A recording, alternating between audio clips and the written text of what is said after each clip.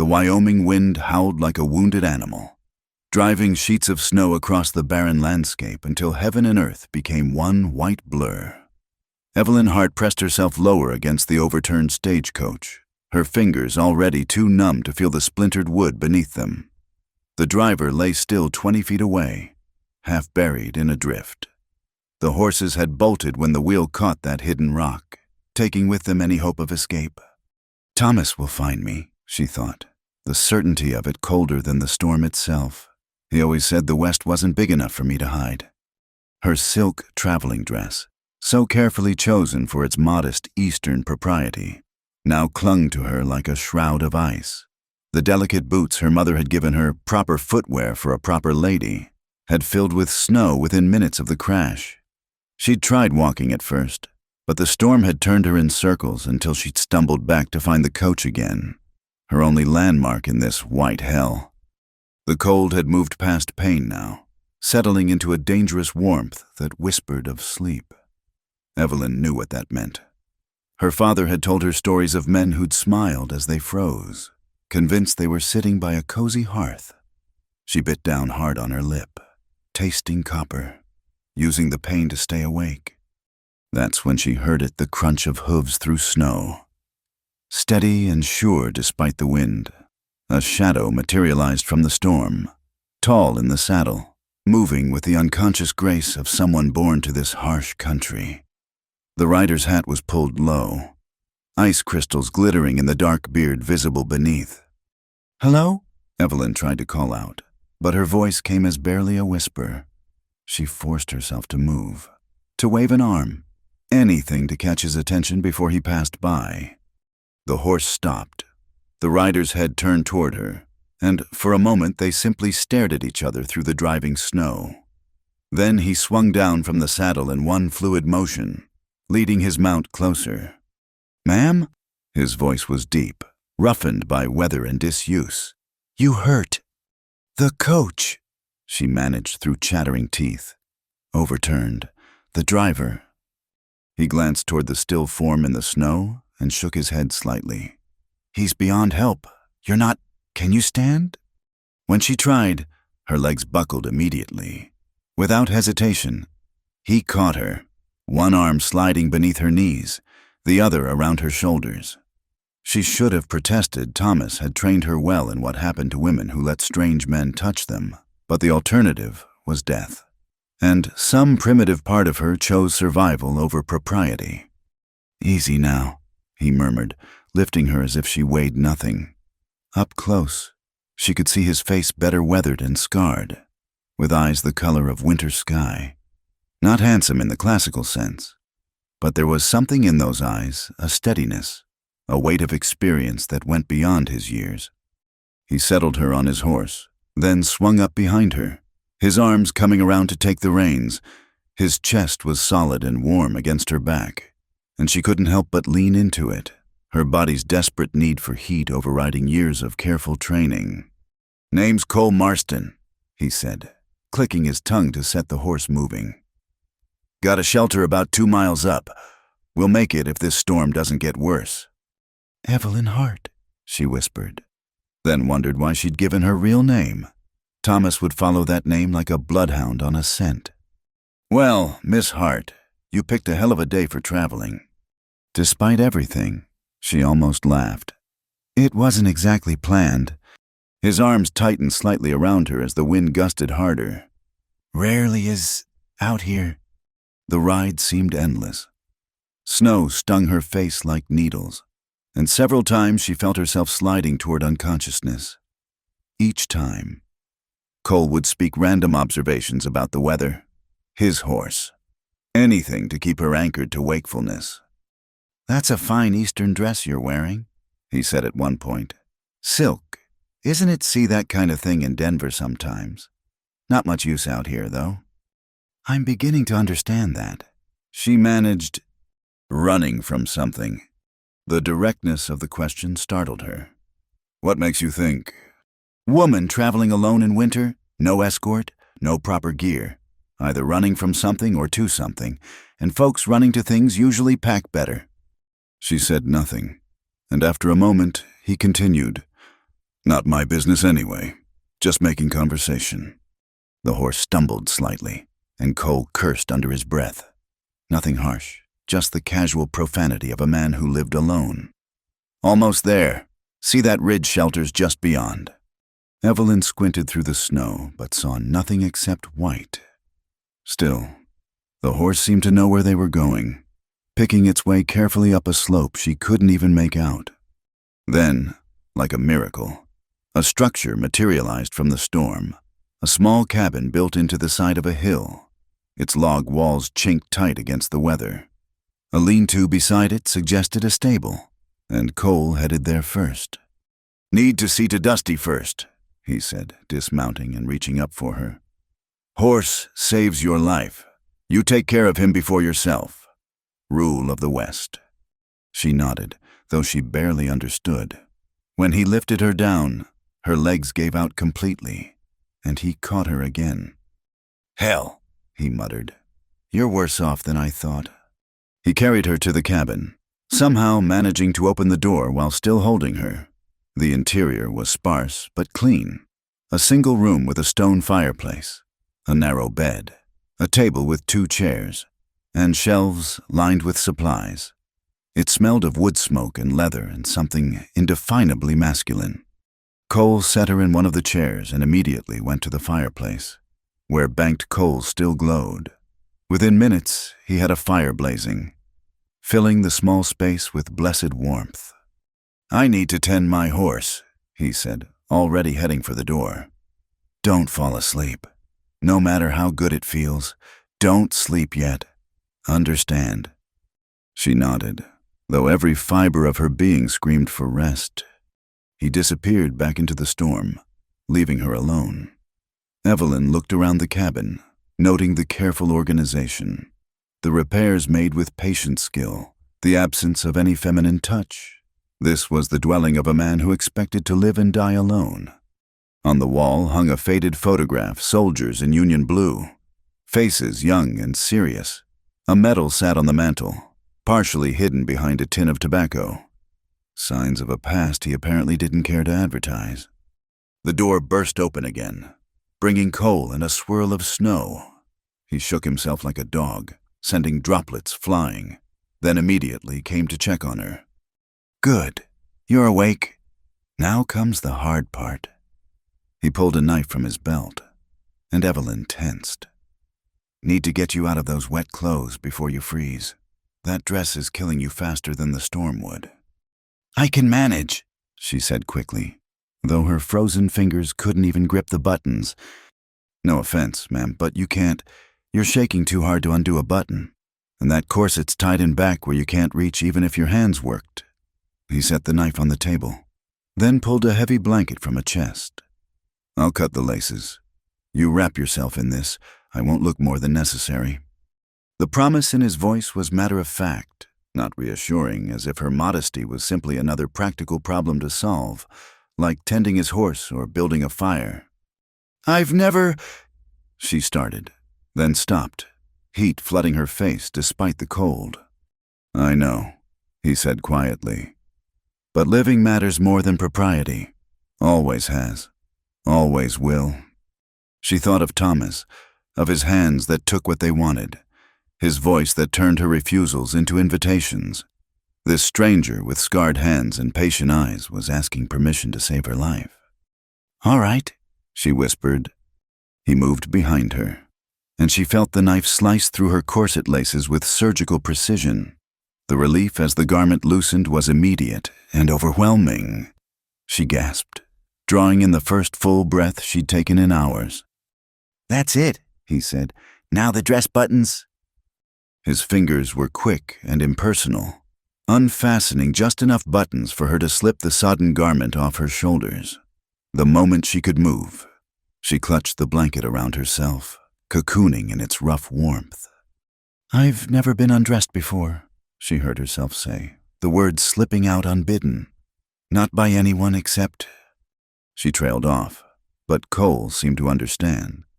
He moved back around to face the fire, giving her privacy while still staying close enough to catch her if she fainted. "First time for everything out here," he said to the flames, The West has a way of stripping away what doesn't matter, leaving only what does. She huddled in the blanket, feeling strangely small and new, as if the storm had washed away Evelyn Hart of Boston and left someone else in her place, someone who didn't yet have a name. "Thank you," she said. He nodded without turning. "Coffee's in that pot by the fire. Cups on the shelf. You need to drink something hot. Get your insides warmed up." She tried to stand and immediately sat back down, the room spinning. This time he did turn, studying her with those steady eyes. "When's the last time you ate?" She had to think. "Yesterday morning, before I caught the stage." He cursed again, more feelingly this time. "Should have asked that first. All right, coffee and food both. You sit tight." He moved around the small space with economical grace, heating beans in a pot, slicing bread from a loaf, all while keeping his back mostly turned to preserve her modesty. It was like watching a dance choreographed by necessity and long practice. "Not fancy fare," he said, handing her a plate, "but it'll fill the hollow spots." The beans were simple but good, flavored with salt pork and something she couldn't identify. The bread was coarse but filling. She ate slowly, her stomach cramping after its long emptiness. "Easy," he cautioned. "Too much too fast and you'll lose it all." "You sound like you've done this before." "Pulled a few folks out of storms over the years. Part of living up here. You help who you can. When you can." He paused. "Though usually they're not running from husbands." She looked up sharply. "I never said—" "Didn't have to. That dress cost more than most folks see in a year, but you're traveling public coach. Means you left in a hurry. Probably without access to your own money. Add in what you said about never being undressed, and the picture's pretty clear. You're observant. Staying alive out here requires it." He poured himself coffee and sat across from her, the table between them like a barrier. "He hurt you."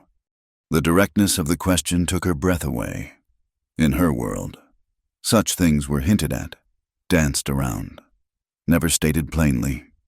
"Yes," she said simply. He nodded, as if that confirmed something he'd already suspected. "He'll come looking." "Yes." "You got anywhere to go?" "West," she said. "Just west, away from him."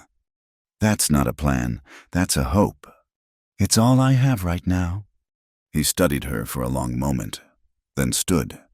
"Storm won't break before morning, maybe longer. You'll stay here until it does.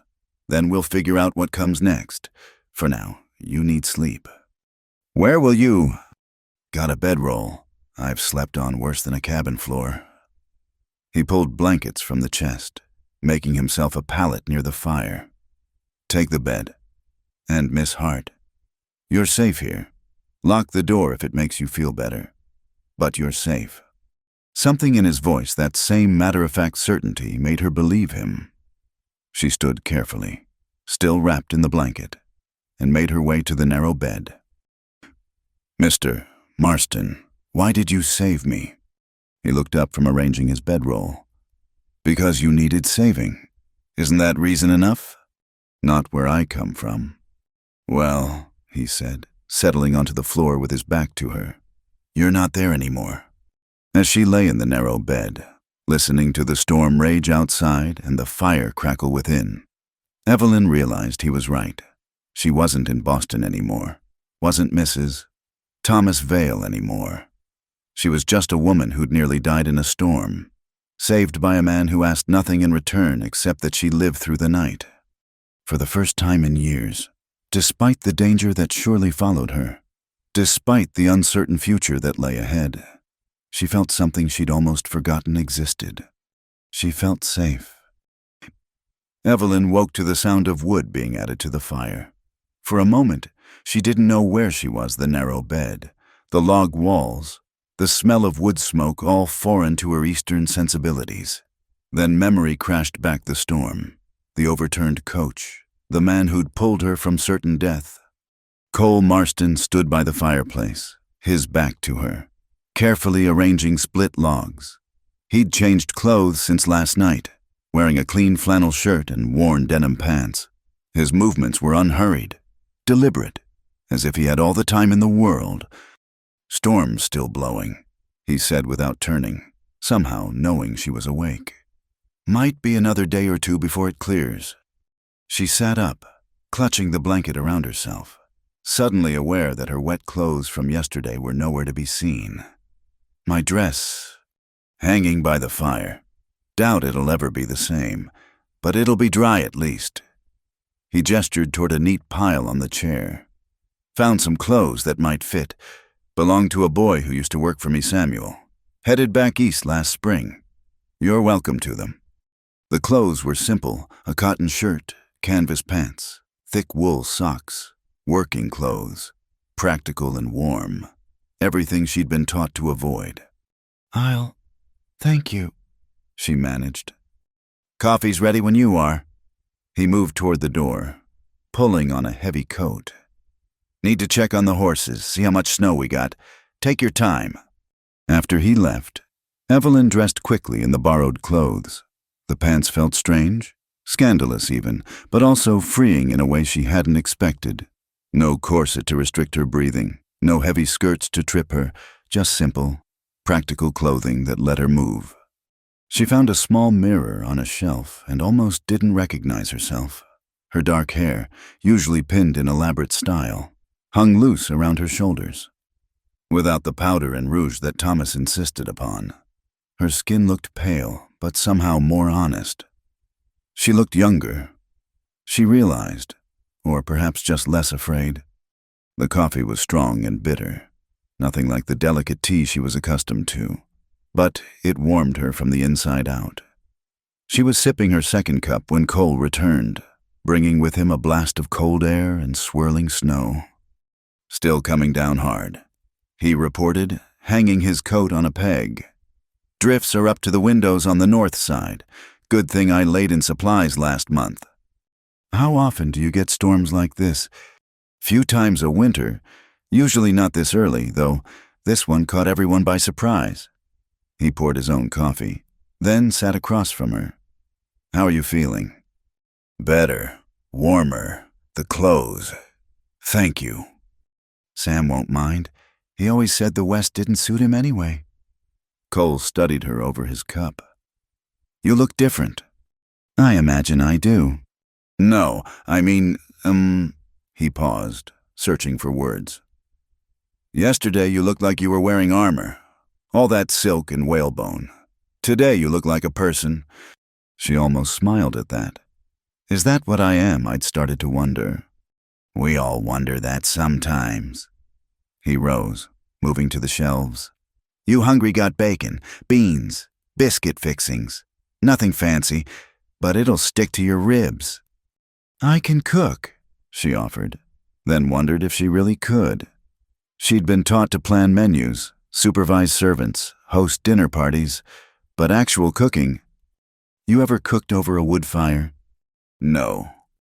"Then you can watch and learn. No shame in not knowing something. Only shame is in not learning when you get the chance." He worked efficiently, slicing bacon into a cast iron pan, measuring flour and lard for biscuits. She watched, fascinated by the simple competence of his movements. This was survival at its most basic level: fire, food, shelter. "Your husband," Cole said suddenly, not looking at her. "He wealthy?" "Yes, railroad money, mostly, some shipping interests. "Powerful?" He owns judges, if that's what you're asking. "Politicians, too?" Cole nodded grimly. "Then he'll hire professionals to find you. Pinkertons, maybe. They're good at finding folks who don't want to be found." "I know." She wrapped her arms around herself, suddenly cold despite the fire. I couldn't stay any longer. One more day and I think I would have." "You don't need to explain. Running's not cowardice when staying means dying, whether fast or slow." The bacon sizzled in the pan, filling the cabin with its smoky scent. Cole flipped it expertly, then dropped biscuit dough into a Dutch oven. "Can I ask you something?" Evelyn ventured. Might as well. Not much else to do in a storm. Why do you live up here alone? It seems. She searched for a word that wouldn't offend. Lonely. It is, he said it simply, without self-pity. But lonely's not the worst thing a man can be. What is... He was quiet for so long she thought he wouldn't answer. Then, dangerous, to others. I mean, sometimes a man needs distance between himself and folk, for their sake more than his. You don't seem dangerous to me. That's because you didn't know me during the war, or after. He served up breakfast, the familiar action seeming to steady him. Eat up. Storm might last, but the food won't.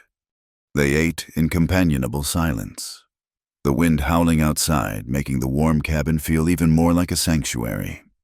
Evelyn found herself studying him when he wasn't looking, the scar that ran along his jaw, the way his hands moved with careful precision, the distant look that sometimes crossed his eyes.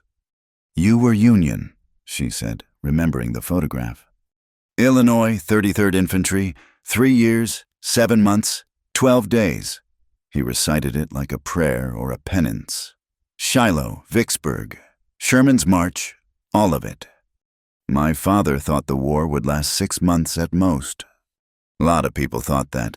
They were wrong about most everything else, too. He gathered the dishes, carrying them to a basin. War has a way of teaching you what matters and what doesn't. What did it teach you? That I could do things I never imagined. Terrible things, that given the right circumstances, any man can become a monster. He pumped water from a hand pump she hadn't noticed before. Also taught me that sometimes the only thing standing between innocent folk and harm is someone willing to do those terrible things. Is that why you saved me, because you could... Maybe. Or maybe I'm just trying to balance the ledger. He washed the dishes methodically, not looking at her.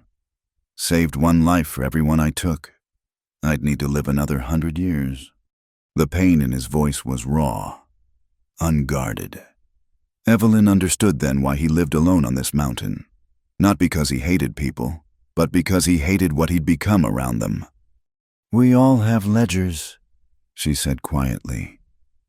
Things we've done, things we've failed to do. Staying with Thomas as long as I did, letting him... I have my own accounts to balance. It's not the same. Isn't it how many bruises equal a bullet? How many nights of fear equal a battle?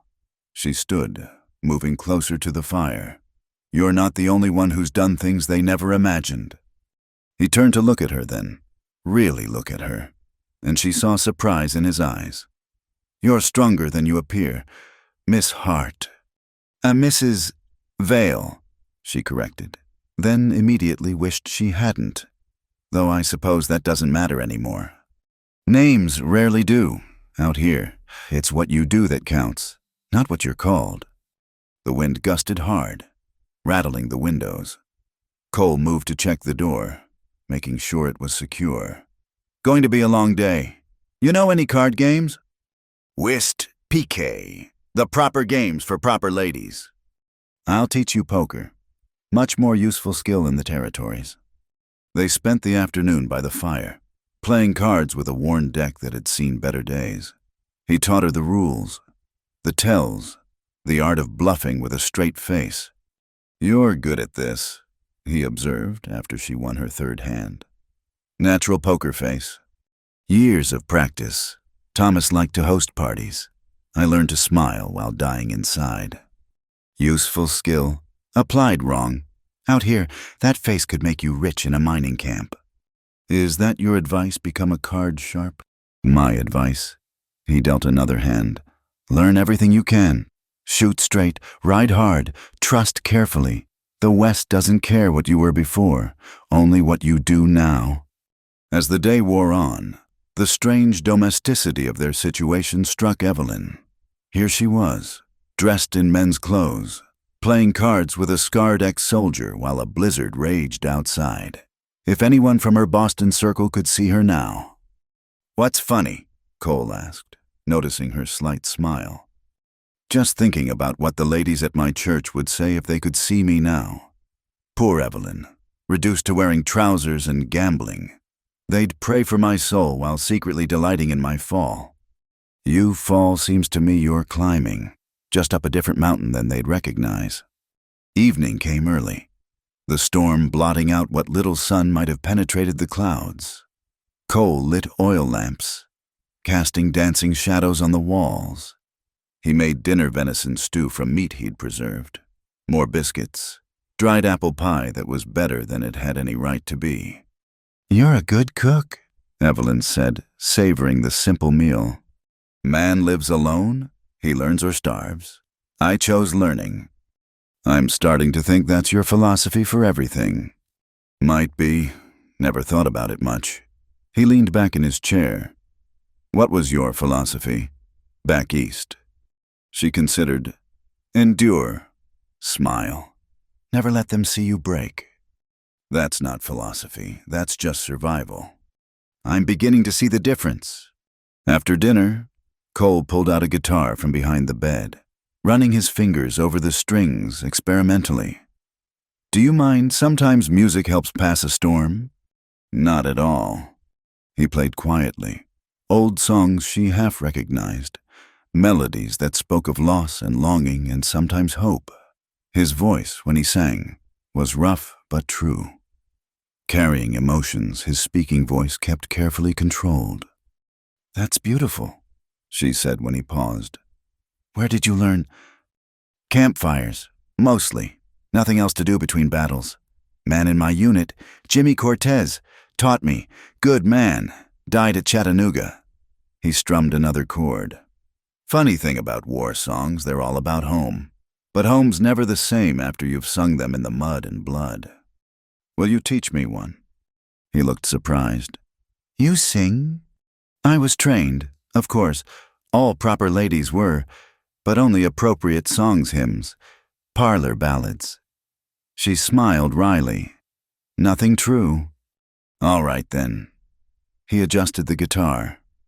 This one's easy. Shenandoah. You probably know the melody. She did, and their voices blended in the small cabin, his rough harmonies supporting her clearer tone. For a moment, the storm outside didn't matter. The past didn't matter. The uncertain future didn't matter. There was only the fire, the music, and two damaged souls finding a moment of peace. When the song ended, Evelyn realized she was crying. I'm sorry, I don't know why. No shame in tears, Cole said quietly. Sometimes they're the only honest response we have left. She wiped her face with her sleeve, another thing proper ladies didn't do, and managed a watery smile. Thomas hated when I cried, said it was manipulation. Some men see any emotion in a woman as an attack on them. Says more about the man than the woman. Were you married? The question slipped out before she could stop it. I'm sorry. That's not my business. Almost. Before the war, Sarah Jennings, sweet girl, waited 2 years for me. He set the guitar aside carefully. But the man who came back wasn't the one who'd left. She tried. I'll give her that. But you can't love a ghost, and that's all I was. She married a shopkeeper in '67. Got 3 kids now. I hear better life than I could have given her. Do you regret it?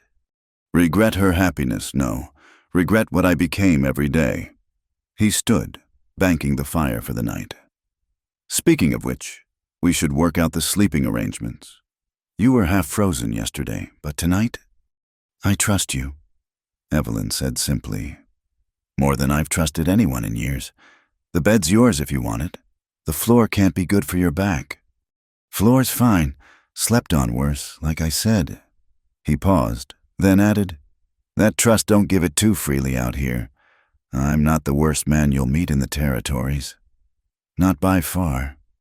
But not the best either. Best men don't generally end up living alone on mountains. Miss Hart, as she prepared for bed, still strange. Doing so with a man in the same room, Evelyn considered his words. He was right, of course. Good men stayed in civilization, built families, contributed to society. They didn't exile themselves to cabins in the wilderness, playing guitar for ghosts and saving strangers from storms. But then again, Good women didn't flee their husbands in the dead of winter, didn't wear men's clothes, didn't find themselves oddly comfortable in the company of scarred soldiers with haunted eyes. Cole, she said softly as she lay in the narrow bed. Yeah. Thank you, not just for saving me, for treating me like a person, not a possession or a problem or a proper lady, just a person. He was quiet for a moment. Then, you're welcome. Evelyn, now get some sleep. Storm's not done with us yet. She closed her eyes, listening to the wind and the fire and the quiet breathing of the man who'd given her shelter. Somewhere out there, Thomas was looking for her. Somewhere beyond that, a new life waited, dangerous, uncertain, but hers. For tonight, though, she was safe. She was warm. She was, for the first time in memory, herself. It was enough. It was everything. The third day dawned clear and bitter cold. Evelyn woke to find Cole already up, standing by the window with a cup of coffee, watching the sun paint the snow-covered peaks pink and gold. Storm's broken, he said without turning. Be a day or two before the trails are passable, but the worst is over. She felt an unexpected pang of disappointment. These days in the cabin had been a strange sort of paradise removed from the world, from expectations, from the constant fear that had defined her life with Thomas. I suppose I should be glad, she said, rising and wrapping a blanket around her shoulders. Should and are tend to be different things. He glanced at her. Coffee's ready. They fell into what had become their morning routine: coffee first, then breakfast, working together in comfortable silence. She'd learned to manage the wood stove, to judge when the biscuits were done by smell, to slice bacon just the right thickness. Small victories, but victories nonetheless. My father was a blacksmith, she said suddenly, watching the bacon sizzle. Before Thomas ruined him. Cole looked up from the knife he was sharpening.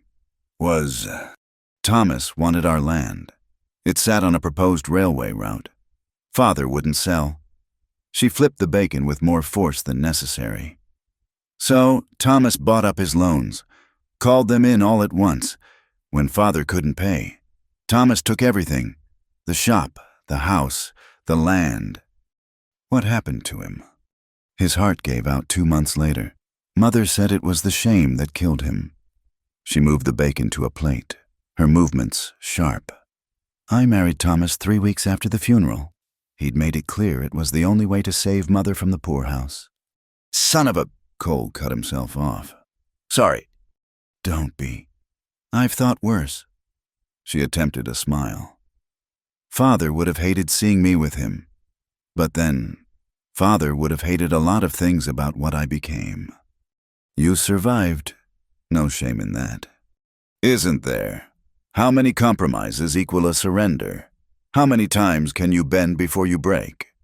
You're here, Cole pointed out. Means you didn't break, just bent far enough to spring back when you got the chance. After breakfast, Cole announced they needed meat. Venison's running low, and who knows when I'll get to town next. You know anything about dressing game? Nothing. Then today you learn. He handed her one of Samuel's old coats and a pair of boots that almost fit. Outside, the world had been transformed into crystalline brightness. Snow lay thick and unmarred except for the tracks of small animals, rabbits. Cole identified, and maybe fox. First rule, he said, leading her to a small shed she hadn't noticed before. You don't hunt more than you need. Take only what you'll use. Leave the rest for another day. Inside the shed hung various tools and traps. He selected a few snares, explaining their workings with patient detail. Why snares and not your rifle? Evelyn asked. Rifles for bigger game or emergencies. Ammunition's precious out here near a supplier's 2 days' ride.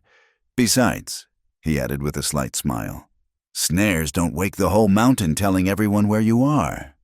They spent the morning setting snares along rabbit runs. Cole showing her how to read the signs tracks. Droppings. Nibbled bark. The cold was brutal. but the physical work kept her warm.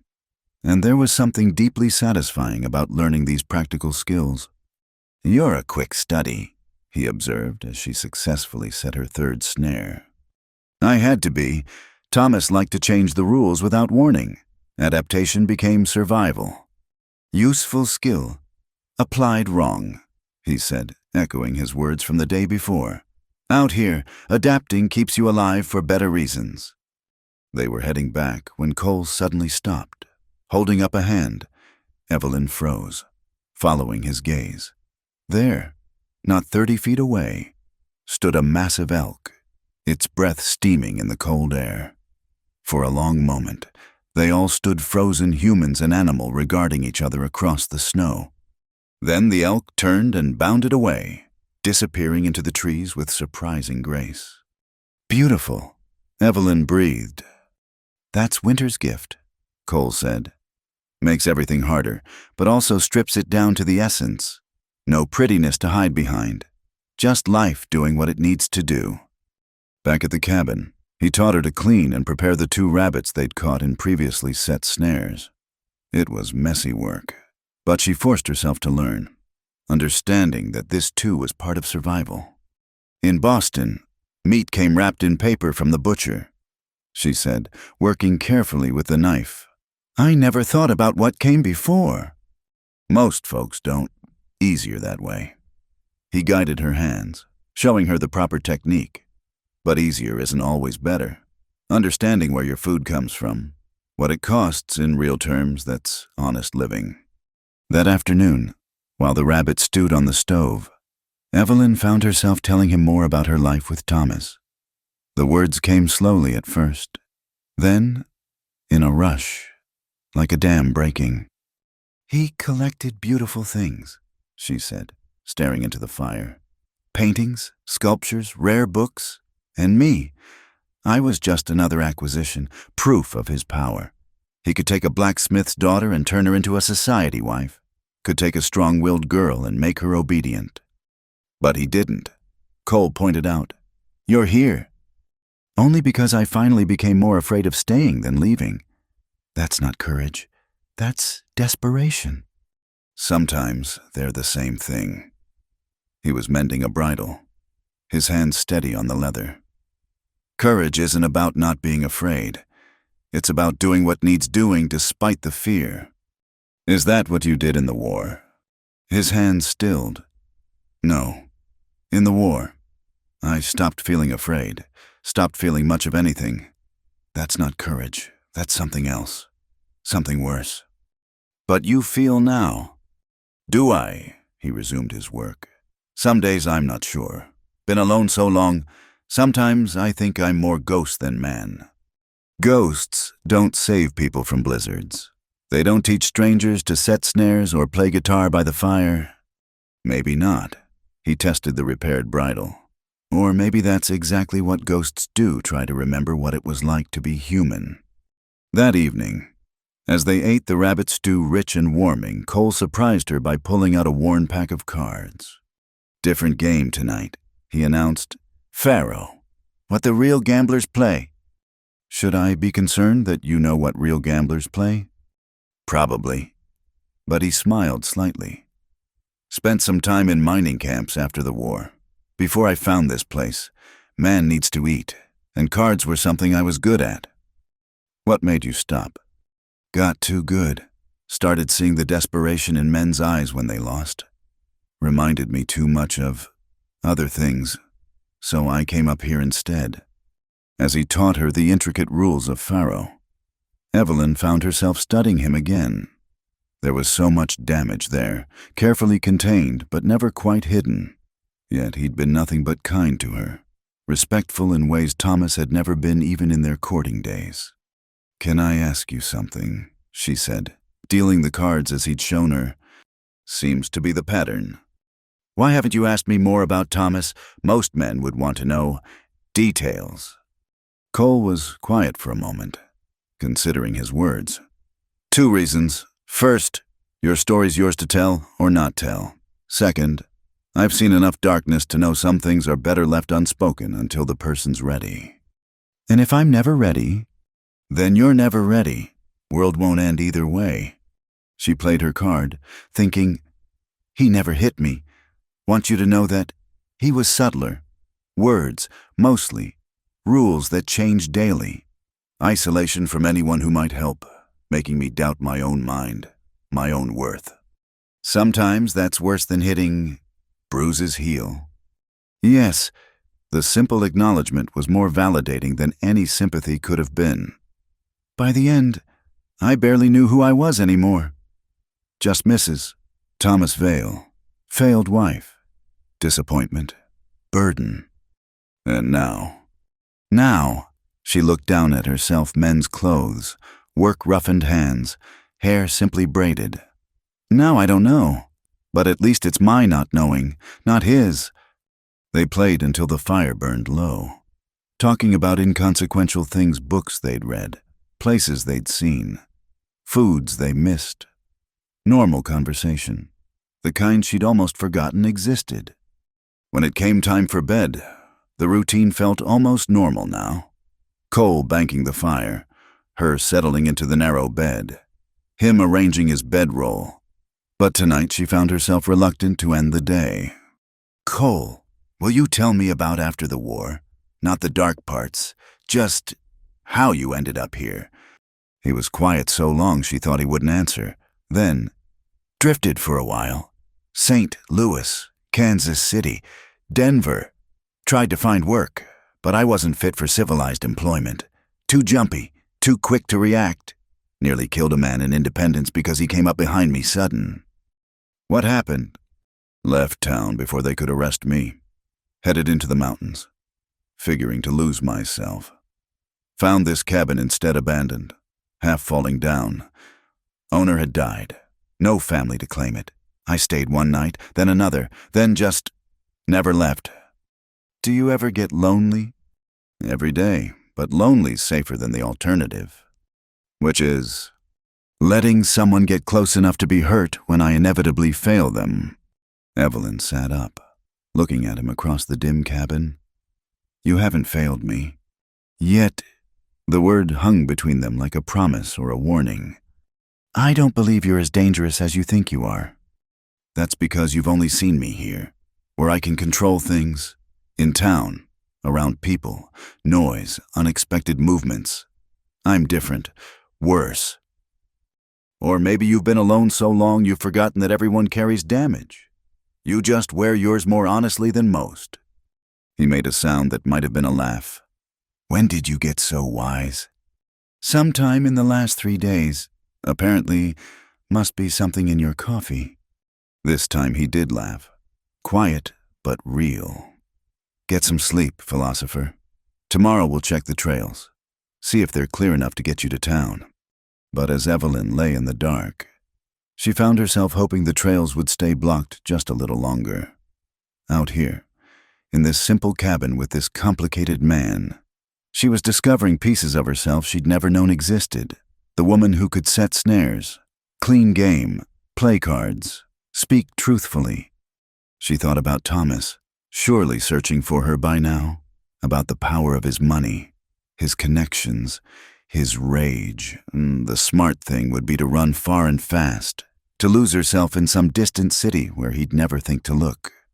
But lying there, listening to Cole's breathing and the settling of the fire, she wondered if maybe, just maybe, there was another option. A life that wasn't about running or hiding or pretending. A life as honest as winter, as basic as fire and food and shelter.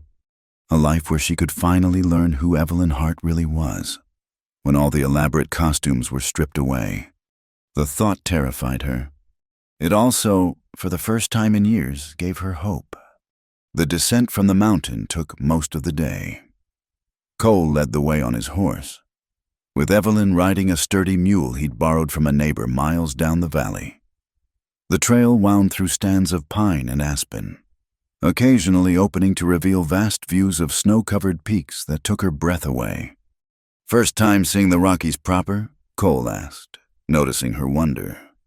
First time seeing anything beyond city limits. Really, Thomas didn't believe in travel unless it served his business.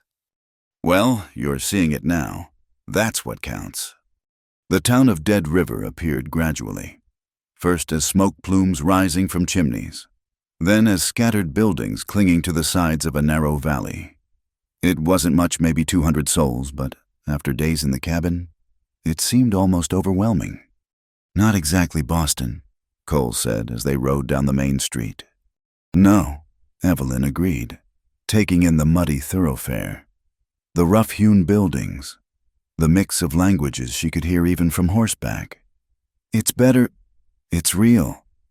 They stopped first at the livery stable, where Cole arranged for the care of their animals. The proprietor, a grizzled man named Josiah, eyed Evelyn with undisguised curiosity. "This the woman you pulled from the storm?" he asked Cole. This is Miss Hart. She needs a place to stay while she figures out her plans. So, Mrs. Newcomb runs a respectable boarding house. Least, she calls it respectable. Josiah spat tobacco juice into the dirt. Might have a room? Cole nodded, then turned to Evelyn. "Let's get you settled, then see about finding you work." Work? She hadn't thought that far ahead. Can't live on air and good intentions. Besides, you'll need money if you plan to keep running.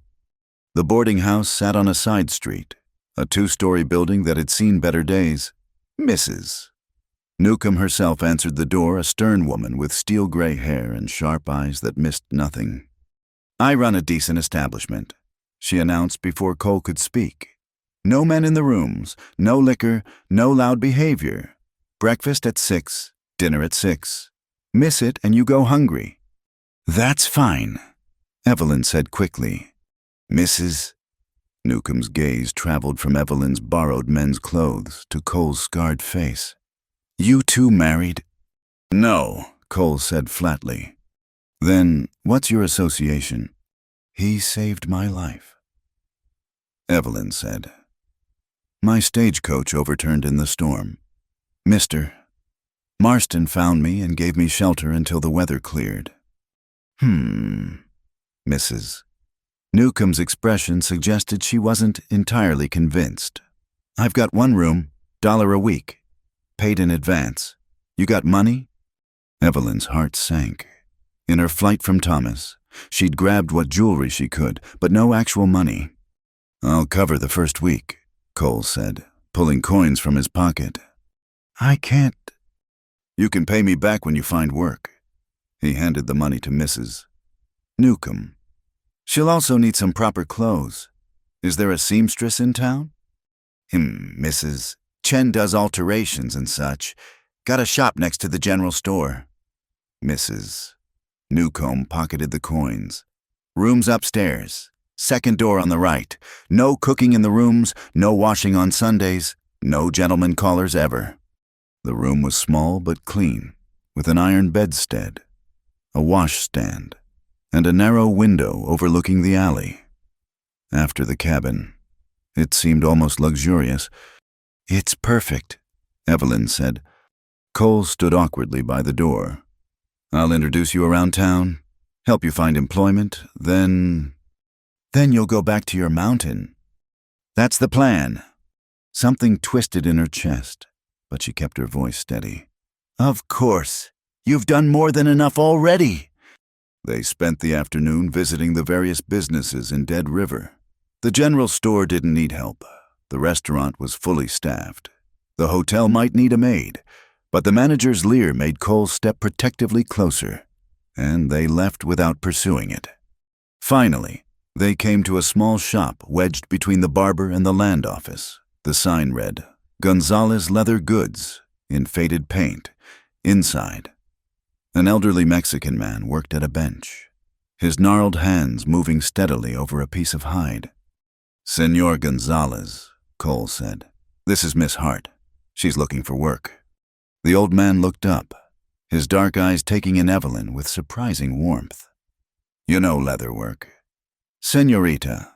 "No, but I can sew. I did embroidery and fine needlework back east." "Show me." He handed her a needle and a piece of soft leather with 2 holes punched in it. Evelyn took them, studying the materials for a moment, then began to stitch. The leather was different from fabric, tougher, but the basic principle was the same. When she finished, she handed it back. Gonzalez examined her work, then nodded slowly. Not bad. Different from embroidery. Yes. Yes, but I can learn.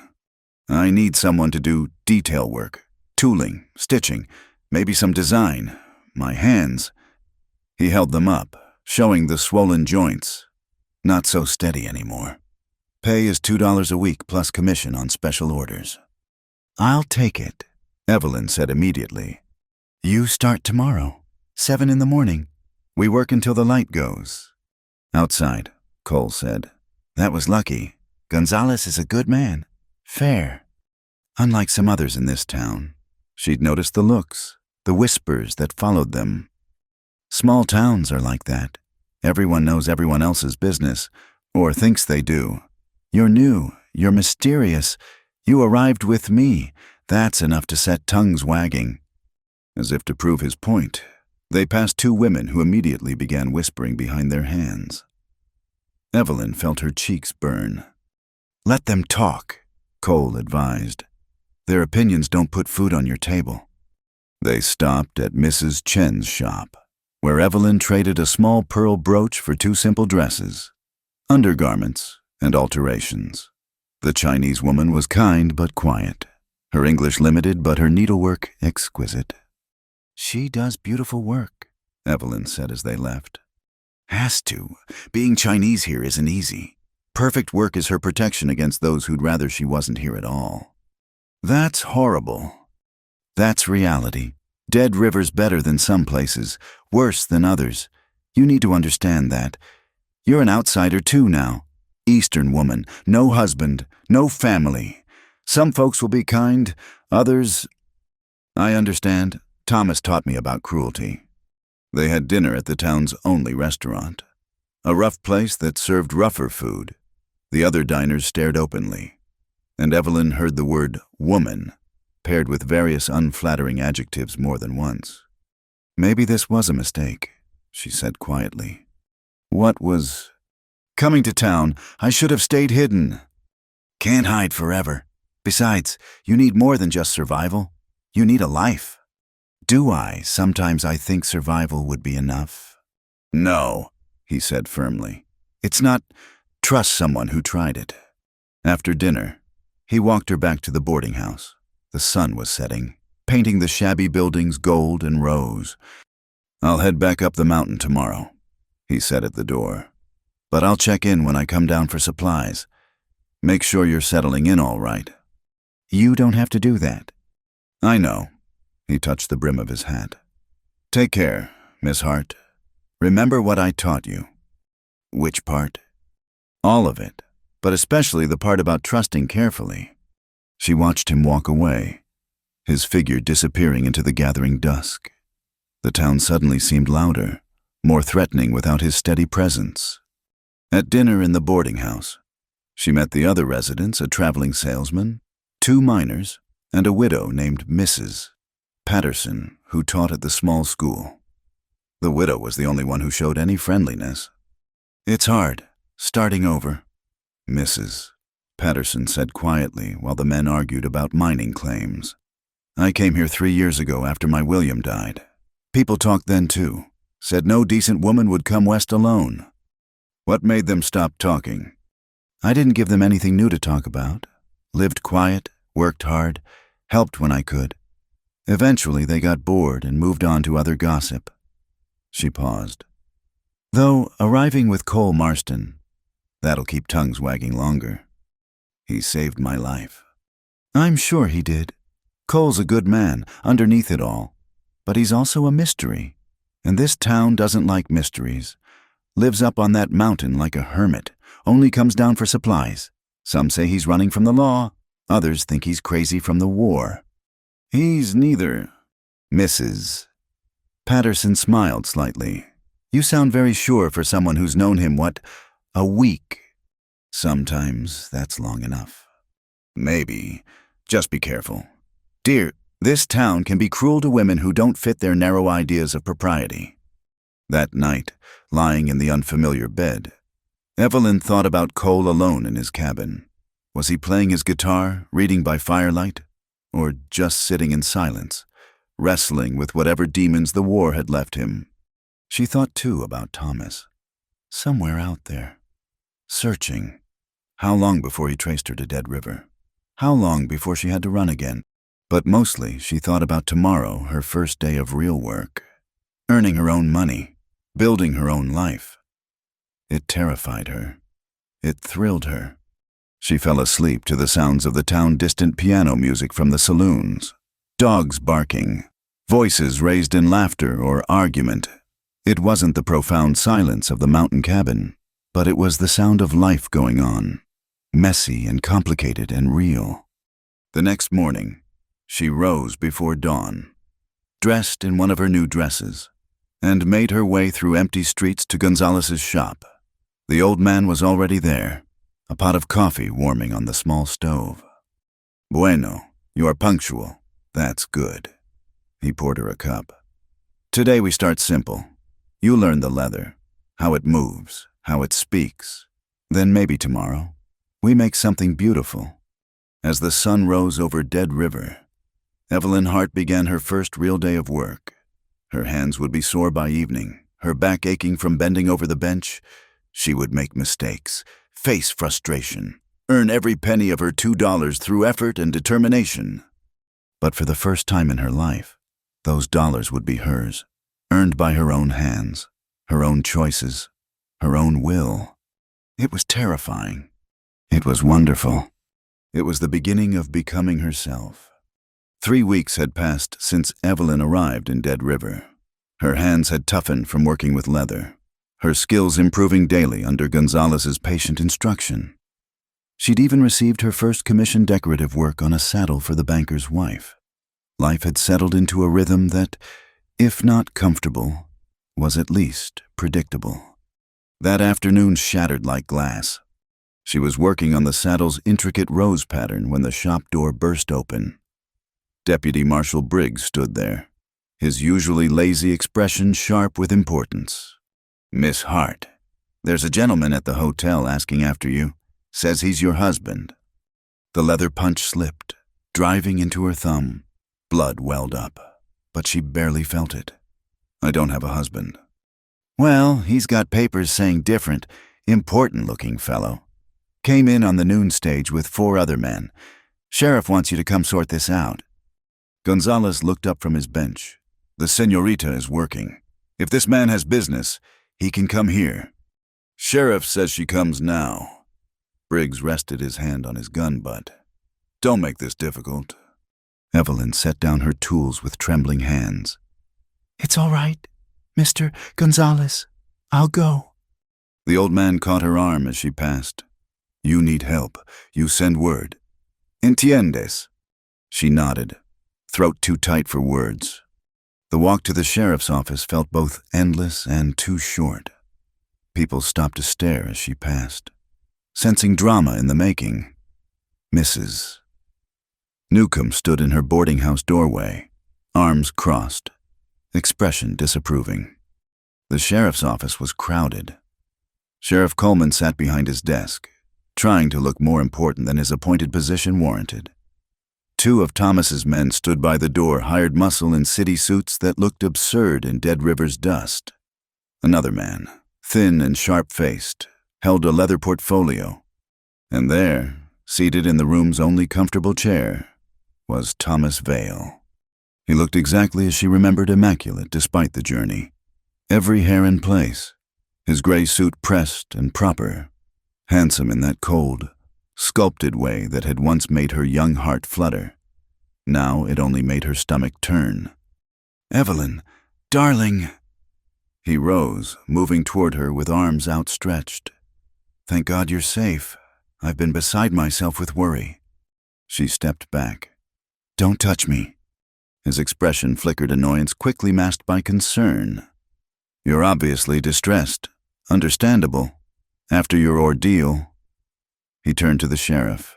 "As I explained, my wife suffered a nervous episode. The death of her father. You understand. She became confused, ran away. I've come to take her home where she can receive proper care. I'm not going anywhere with you." "Sheriff!" the sharp-faced man interrupted, opening his portfolio. "I have here a certificate of marriage, properly witnessed and notarized. Also a letter from Dr. Pemberton of Boston, attesting to Mrs. Vale's fragile mental state and recommending constant supervision." Coleman studied the papers, clearly out of his depth. "These look official." "Because Thomas paid to make them look official. Evelyn said, 'Dr. Pemberton never examined me. He's Thomas's personal physician, paid to say whatever Thomas wants.' Now, Evelyn," Thomas said, his voice taking on that patronizing tone she knew so well. "These delusions are exactly why you need help. This fantasy about being mistreated, running away, taking up with strange men." "What strange men?" "Why, the man who's been keeping you, this Cole Marston." Thomas's eyes glittered. "Oh yes, I know all about him. A violent man, sheriff, a killer, unbalanced from the war, living alone like a wild animal. Obviously he's taken advantage of my wife's confused state." "Cole saved my life," Evelyn said firmly. "My stagecoach overturned in the storm. He gave me shelter, nothing more." "Shelter." Thomas tasted the word like wine. "Is that what you call it, a married woman? Alone with a man for days?" He turned to Coleman. "I could press charges, of course. Kidnapping, possibly worse. But I'm willing to forgive everything if my wife comes home quietly." The door opened. Cole stood in the doorway, hat in hand, taking in the scene with one quick glance. "Ah," Thomas said. "The man himself. Come in, Mr. Marston. We were just discussing your relationship with my wife." Cole's eyes found Evelyn's. "You all right?" "No," she said honestly. He nodded, then moved into the room, positioning himself slightly between her and Thomas. "Sheriff, what's the issue here? Mr. Vale says his wife is ill and needs to go home. Got papers proving they're married." "I'm not ill," Evelyn said, "and I'm not going back." "The law's clear," the sharp-faced man said. "A wife belongs with her husband. She has no legal standing to refuse." "Maybe back east," Cole said quietly. "Out here, things work different sometimes." Thomas laughed, an ugly sound. "You think frontier justice supersedes actual law, Sheriff? I demand you enforce my rights as this woman's husband." Coleman shifted uncomfortably. "Well now, if they're legally married." "Show me bruises," Cole said suddenly. Everyone turned to stare at him. "What?" Thomas demanded. "You say she's ill, needs care, but I pulled her from that storm half dead from cold and exhaustion. Woman doesn't run into a blizzard unless what's behind her is worse than freezing to death." Cole's voice remained level, but there was steel underneath. "So I'm asking, show me bruises. Show me why she ran." "How dare you?" "Because if she's got marks on her, that changes things. Even legal husbands can't beat their wives.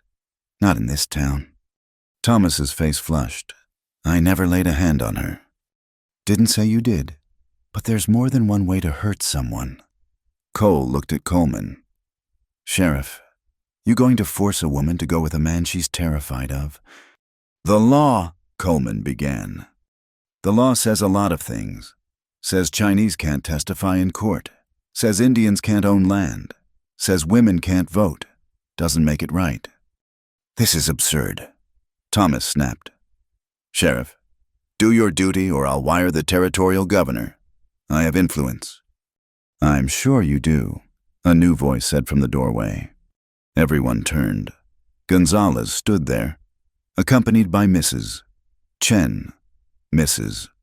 Patterson, and, surprisingly, Mrs. Newcomb.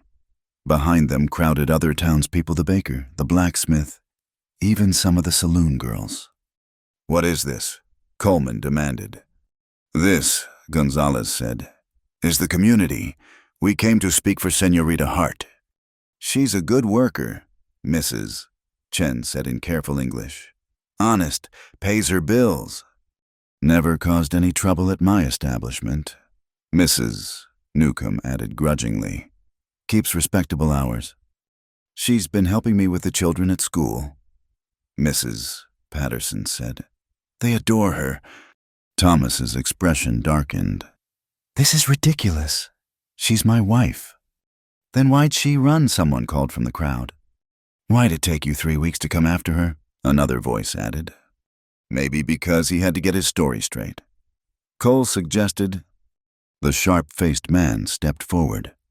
This is mob interference with the law. This is a town looking after its own. Gonzalez corrected. Miss Hart is one of us now. She's been here 3 weeks, Thomas exploded. Long enough. The blacksmith rumbled. We judge folks by what they do, not where they came from. Coleman looked deeply uncomfortable. Now, folks, I appreciate the sentiment, but the law, Sheriff. Cole interrupted. Maybe we should let the lady speak for herself. Really speak. Tell us why she ran. All eyes turned to Evelyn. She felt Thomas's gaze like a weight, that familiar pressure that had kept her silent so long. But then she looked at the faces around her, people who barely knew her but had come to stand witness. At Cole, steady as a mountain. At Gonzalez, protective as the father she'd lost. He never hit me, she began, voice small but growing stronger. He was too clever for that, but he controlled everything, what I wore, what I ate, who I could speak to. He isolated me from friends, from family, made me doubt my own thoughts, my own memories, said I was too stupid, too weak, too worthless to survive without him. Delusions, Thomas said smoothly. You see how confused she is? He destroyed my father. Her voice rose.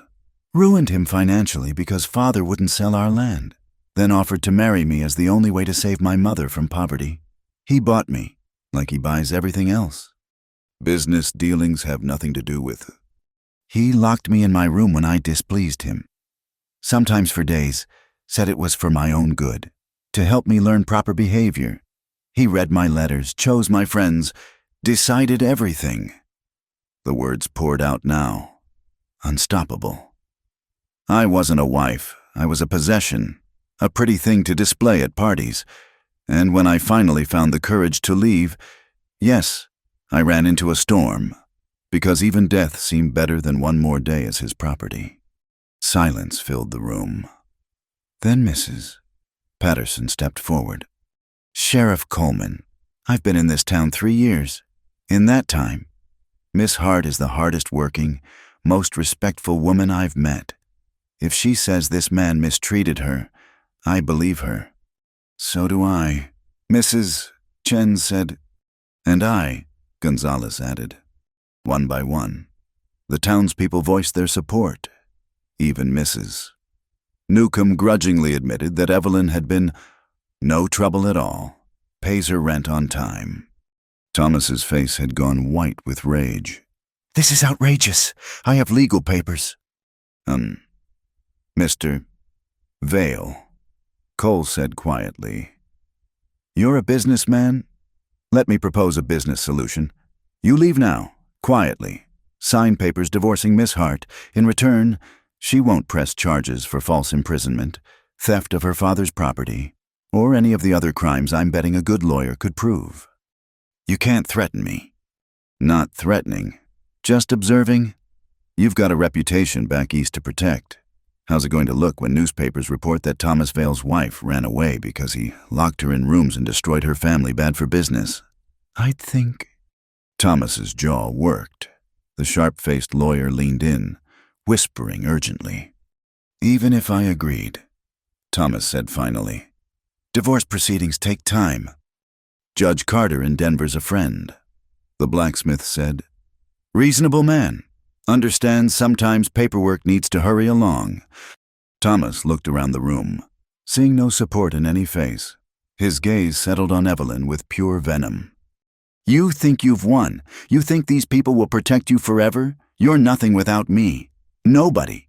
You'll end up on the streets or worse. Maybe, Evelyn said, finding strength she didn't know she had. "But I'll be free."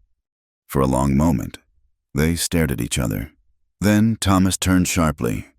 "Drop the papers," he told his lawyer. "I want this settled today. She's not worth any more of my time." The crowd began to disperse as Thomas and his men left to draft documents. Cole touched Evelyn's elbow gently. "You did well." "I'm shaking." "That's normal. Courage isn't about not shaking. It's about standing anyway." Gonzalez approached. "You still have job, señorita, if you want." "I want," she said quickly. "Thank you, all of you." "This is what we do," he said simply. "We look after each other. That's how we survive out here." By evening, it was done. Thomas signed the divorce papers with furious strokes, threw them at Coleman's desk, and stormed out without another word. His hired carriage kicked up dust as it headed back toward the stage station, taking him out of her life forever. Evelyn stood in the street, holding the papers that made her free. Around her, Dead River went about its evening business, cowboys heading to saloons, wives calling children to supper, dogs barking in alleys. "You all right?" Cole had stayed close, unobtrusive but present. "I don't know. I'm free. I thought it would feel different. Freedom's not a feeling. It's a fact. The feelings come later." Could you stay in town tonight? I know you prefer your mountain, but..." "Already arranged for a room at the hotel." He smiled slightly. "Figured you might want company for dinner, celebrating and all."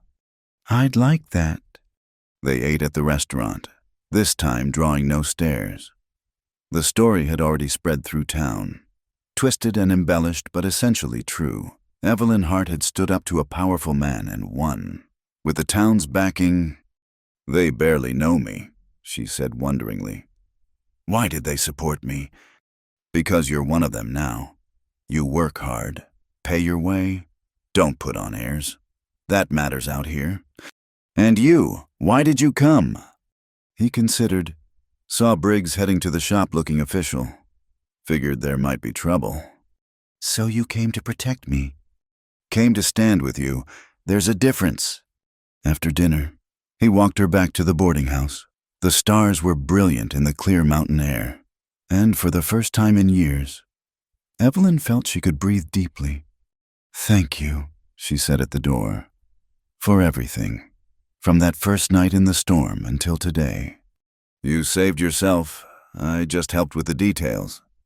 "Cole," she gathered her courage.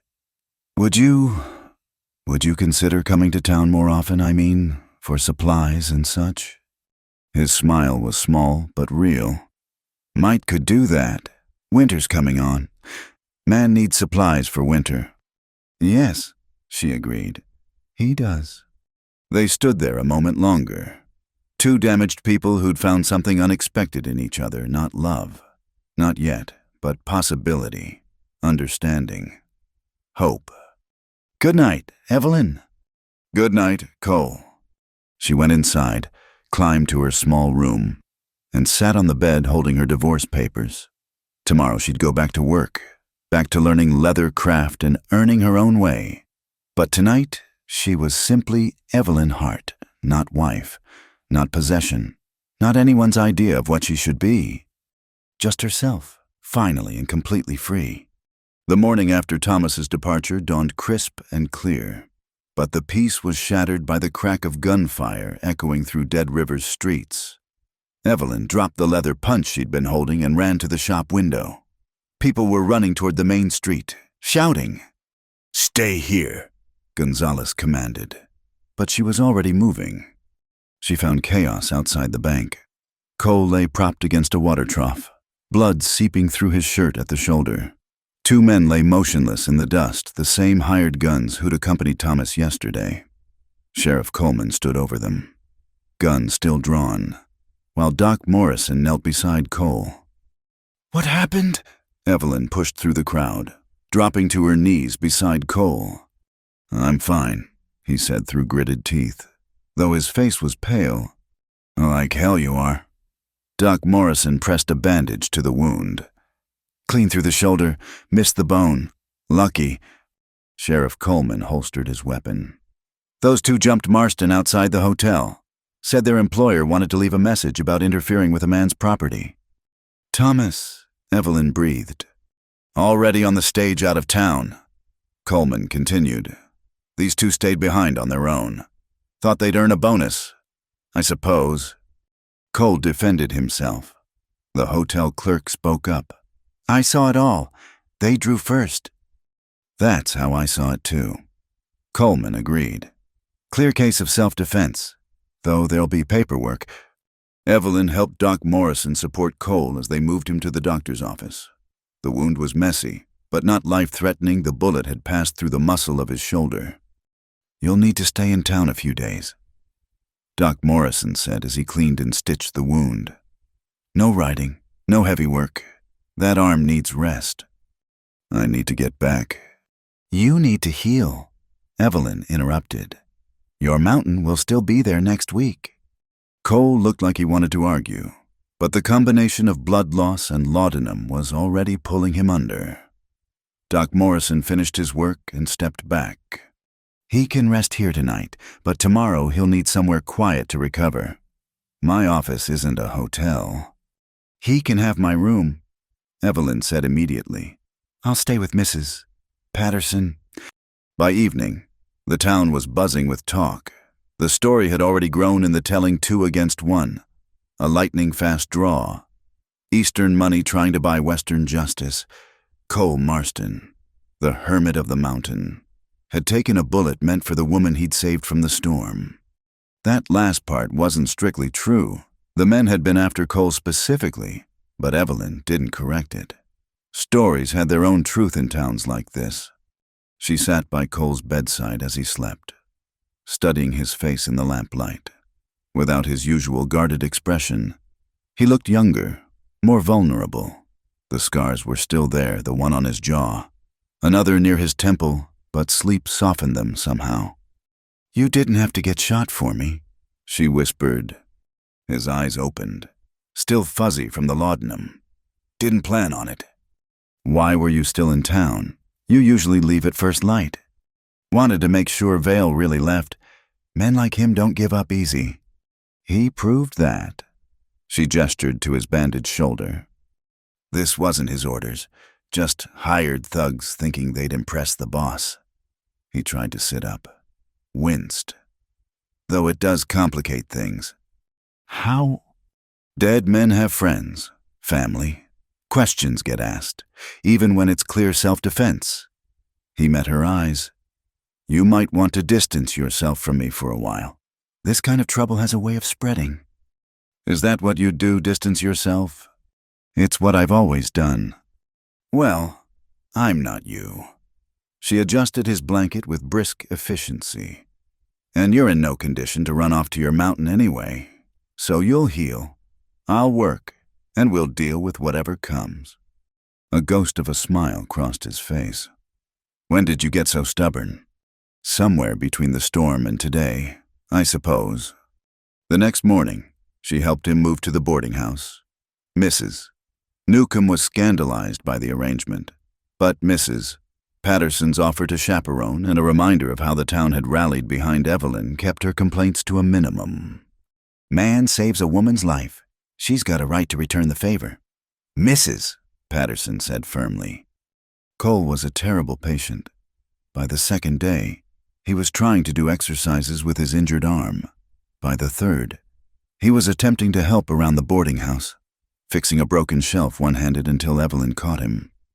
Do you want to tear those stitches? I'm not used to sitting still. Then learn, consider it a new skill, like I'm learning leatherwork.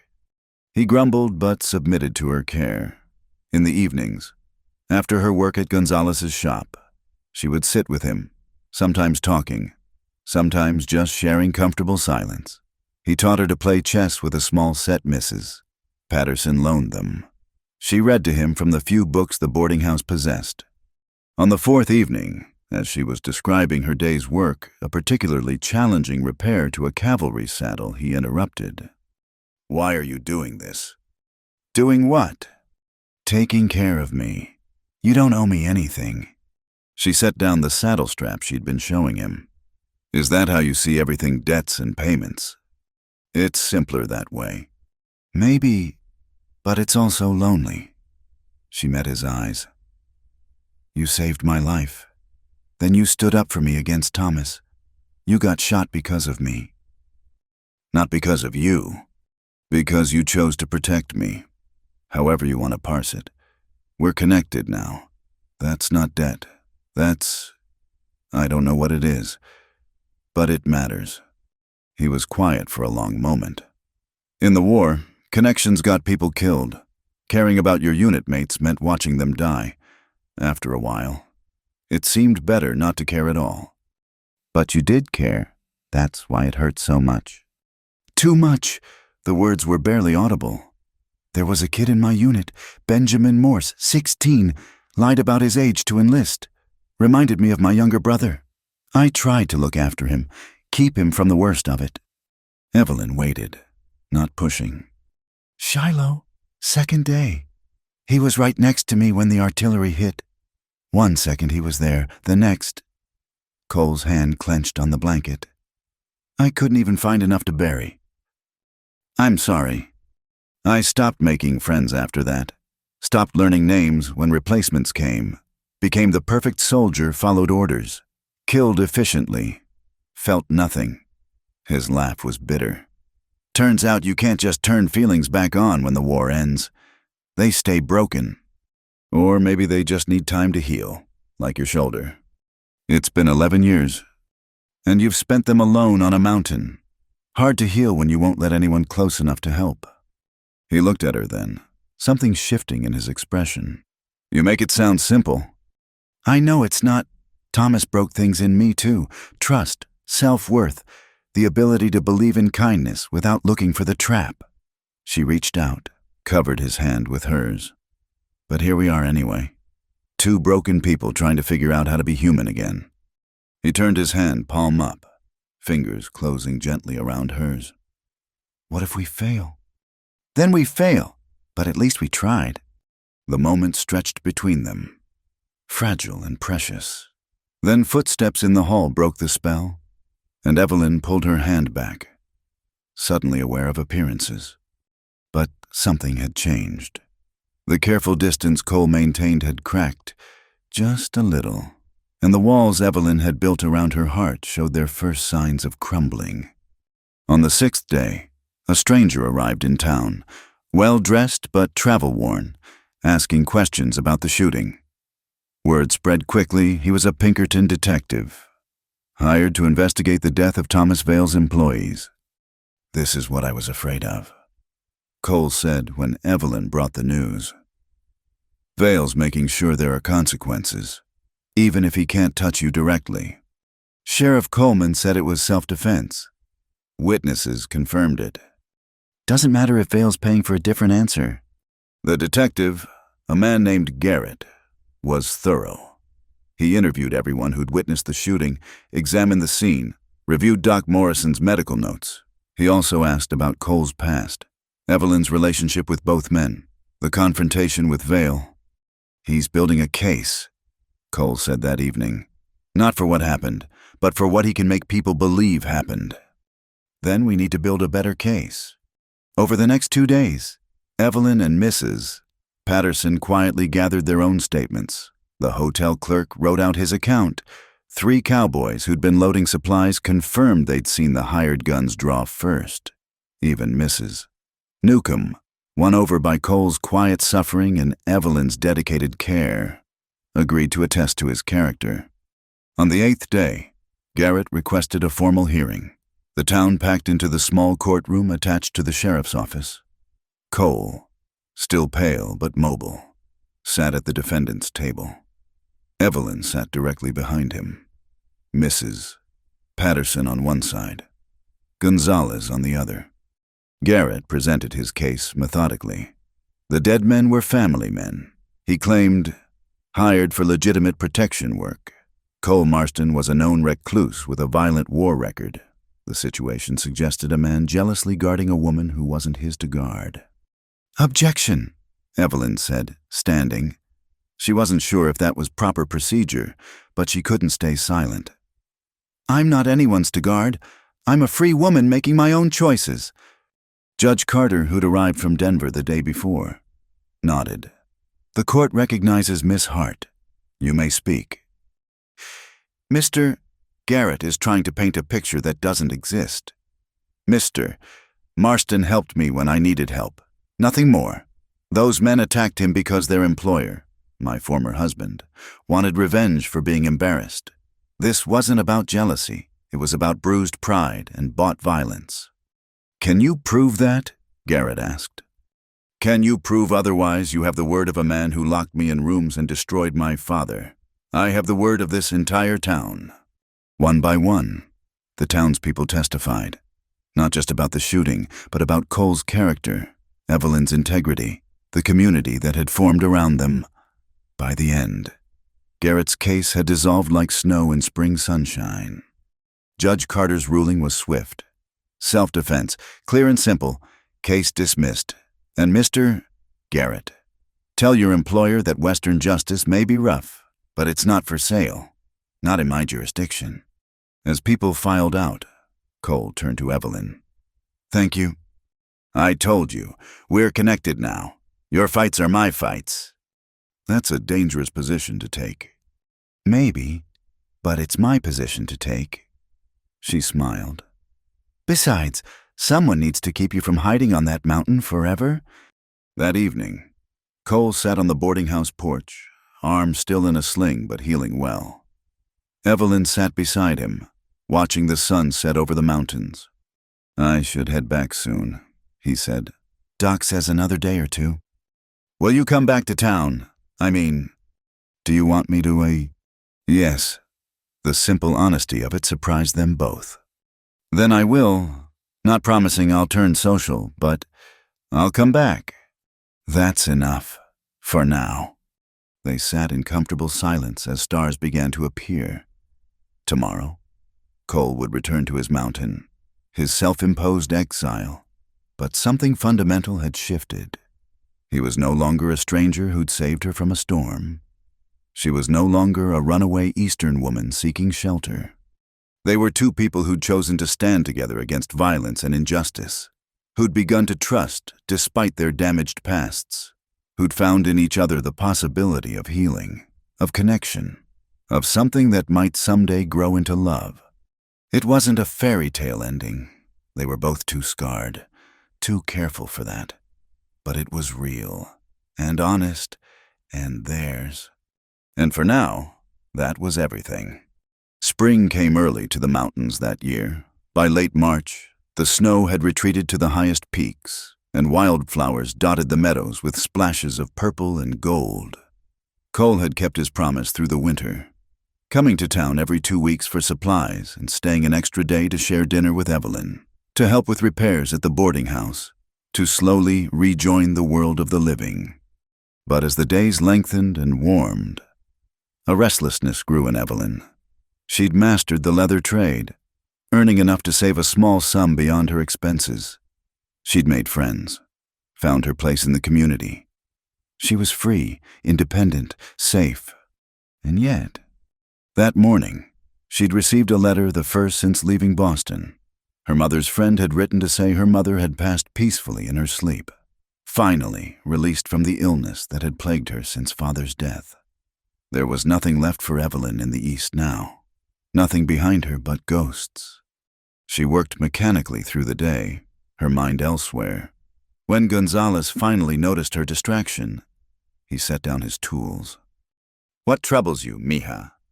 I don't know where I belong, she admitted. I'm grateful for everything here, but you wonder what else there is. This is natural. He smiled. You are young still.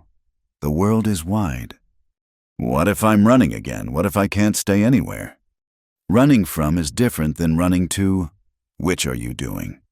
She didn't have an answer.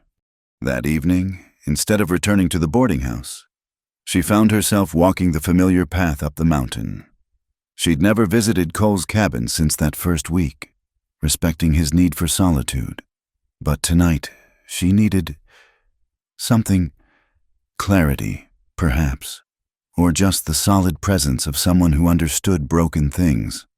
The sun was setting when she reached the cabin, painting the logs golden red. Cole was outside, splitting wood, his movements easy and rhythmic. He'd healed well from the shooting, only a slight stiffness in cold weather marking where the bullet had passed. He looked up at her approach, surprise flickering across his features. "Evelyn, something wrong? My mother died." He set down the axe immediately. "I'm sorry." "I'm not. Is that terrible? She suffered for so long, and I couldn't even visit her. Thomas would have been watching." She wrapped her arms around herself. "I don't know why I came here. I just couldn't stay in town tonight." "You don't need a reason. Come inside. I'll make coffee." The cabin was exactly as she remembered, sparse, clean, peaceful. But there were small changes too. A second chair at the table, books she'd mentioned enjoying, a delicate leather bookmark on the mantel, her first successful decorative piece from Gonzalez's shop. "You kept it," she said, touching the bookmark. "Course I did. It was a gift." They drank coffee in silence, watching darkness settle over the mountains through the window. Finally, Cole spoke. "When my father died, I felt relief too. He was a hard man, angry at the world. His passing meant peace for my mother, my siblings. Doesn't make you terrible. Makes you honest. Everything's changing." Evelyn said, "I thought when I got free of Thomas I'd know what I wanted, but I just feel untethered." "Freedom's like that at first. You spend so long pushing against walls. When they're gone, you don't know which direction to go." "Which direction did you go?" "Up a mountain to hide." His smile was self-deprecating. "Don't recommend it as a life plan." She looked around the cabin again, seeing it differently now. Not a refuge, but a prison of Cole's own making. "Are you happy here?" "I'm safe. Others are safe from me." "That's not what I asked." He was quiet for a long moment. "No, I'm not happy. Haven't been since the war, but I'm not dangerous here. And that seemed more important." "You're not dangerous. You're the gentlest man I know. Because you've only seen me here, controlled, isolated." He stared into his coffee. "You didn't see me at Shiloh, Vicksburg, the March. You didn't see what I became." "No, but I've seen who you are now. That matters more." "Does it?" She reached across the table, taking his hand. "Yes, the past shapes us, but it doesn't define us. You taught me that." He looked at their joined hands. "Did I?" "Every time you chose kindness when you could have chosen indifference. Every time you came to town when you'd rather stay hidden. Every time you played music instead of listening to silence." She squeezed gently. "You're healing too, Cole. You just don't want to admit it." "Healing implies getting better, moving forward." "Aren't you—" He met her eyes then, and she saw something there she hadn't seen before. Hope, maybe, or just the possibility of it. "Evelyn," he started, then stopped. "What?" "That night, the first night, when you said—" He struggled with the words. "When you said you'd never been undressed before, you meant more than clothes, didn't you?" She felt heat rise in her cheeks, but didn't look away. "Yes, I understood, because neither had I, not physically, but in every other way. The war stripped me down to nothing, and I never figured out how to put myself back together." "Maybe that's not something you do alone." The air between them shifted, charged with something new. Cole stood, moving to the window, creating distance. "You should go back to town. It's getting dark." "I don't want to go back." He turned. "Evelyn, I'm not asking for anything. I can't face that empty room tonight. The letter about my mother, the questions about what comes next." She stood too, but didn't approach him. "May I stay just tonight, like before?" "It's not like before. You were dying then. Now I'm living. And so are you, whether you admit it or not. She moved to the door, hand on the latch. But I'll go if you want me to. I won't push where I'm not welcome. You're welcome, he said quickly, then seemed surprised by his own words. Always welcome, that's the problem. Why is that a problem? Because I'm starting to want things I'd taught myself not to want, starting to hope for things I don't deserve. Such as? He crossed to her, stopping just out of reach. You know what? I need to hear it. A life, a real life. Not just existing, but living. Someone to share coffee with in the morning and silence with at night. Someone who sees who I was but cares more about who I'm trying to become. His voice dropped. You. Cole. But I can't offer you anything. I'm a broken ex-soldier hiding on a mountain. You're young, talented, free. You could go anywhere, be anything. What if I don't want anywhere else? What if I want here? You don't know what you're saying. Don't I? She stepped closer, close enough to see the fear in his eyes. I've spent months learning who I am without Thomas, learning I'm strong, capable, worthy of respect. And in all that learning, you know what else I discovered? What? That I choose you, not because you saved me, not because I owe you, but because you really see me, because you treat me as an equal, because your broken pieces fit with mine in ways that make us both stronger. Evelyn. She raised her hand to his face, fingertips tracing the scar along his jaw. I've never been undressed before, she whispered. Not truly. Never let anyone see all of me, the fear, the strength, the hope, the damage. But you've seen it all, haven't you? From that first night. Yes, he breathed. And you stayed anyway. Yes. Then let me see you too. All of you. Not just the careful control you show the world. The whole man, the soldier, the hermit, the musician, the protector. The man who's teaching himself to hope again. He caught her hand, pressing it against his cheek. I don't know how to do this, how to be with someone without walls. Neither do I. We'll learn together. He kissed her then, soft and careful, as if she might break. She kissed him back, trying to show him that she was not fragile. Not anymore. When they parted, both were trembling. Stay, he said. Not just tonight, as long as you want. What will people say, the respectable widow sharing a cabin with the hermit? Let them talk. We've both spent too long caring what people think. She smiled. Mrs. Newcomb will be scandalized. Good. Woman needs more excitement in her life. They prepared dinner together, moving around each other with the easy rhythm they'd developed over the winter. But there was a new awareness now. A consciousness of proximity that made simple tasks feel weighted with meaning. Later, as they sat by the fire, Evelyn asked, Did you mean it about wanting a life? I don't know if I can. The dreams, the memories, they don't just go away. I know. Thomas still visits my nightmares sometimes, but they're getting quieter. How? By replacing them with better things, good memories to crowd out the bad. She moved closer to him on the small bench. We could make those memories, if you're willing to try. What if I fail? What if the darkness comes back and I hurt you? What if it doesn't? What if we're both stronger than our ghosts? She took his hand. I'm not asking you to be perfect. I'm asking you to try with me. He was quiet for a long time, staring into the fire. Then, all right.